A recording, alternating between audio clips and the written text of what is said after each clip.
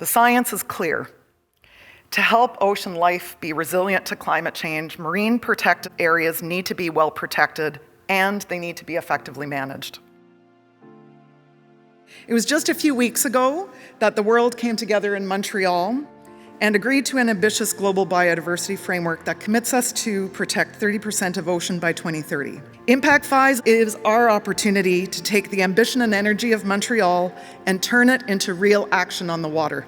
And I think this has really been apparent from this conference. There's a lot of passionate people and there's a lot of movement in the right direction. Il y a beaucoup de travail à faire au niveau de la conservation marine. Il y a plusieurs dimensions, autant au niveau naturel, social que politique. Now is the time to start laying the foundation for successful implementation. We do know that it's possible. Where there's commitment and political will, we do understand and know that there is a way. Les ONG ont des solutions à proposer. Les milieux communautaires, les communautés autochtones sont présentes aussi, veulent aller de l'avant. We need to be open to different perspectives, knowledge systems, and beliefs. We must recognize all stakeholders and ensure that they are included in all decision-making processes. In such challenging times in the world, it's our Indigenous peoples respectfully throughout the world that are coming together to share the teachings. So I'm really hoping for some more strong commitments from the government on marine protected areas policies, minimum standards and a ban on deep sea mining. So 30 by 30 is not just quantity, we need to take care of quality, so it's both.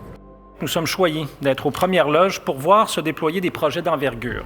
This monumental step means we will be taking the next steps side by side in the years to come to care for the coasts and the seas within the entire bioregion. We had significant announcements. We had the announcement of guidance on the minimum protection standards for MPAs, as well as the pathway to 25% of ocean protection by 2025 and 30 by 30.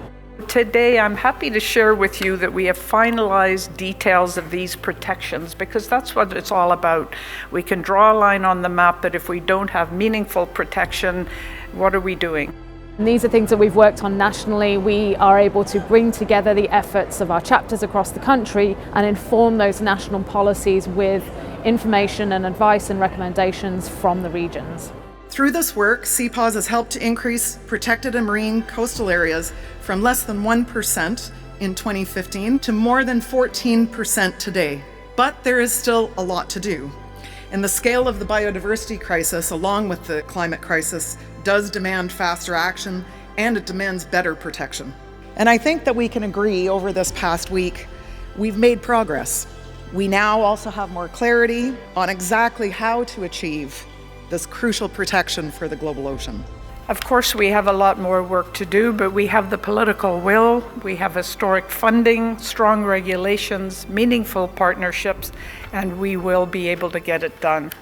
The best chance is right now with the knowledge we've got about the common ground we all share, and the best chance now to make a world where we can have a place for ourselves within this amazing fabric of life.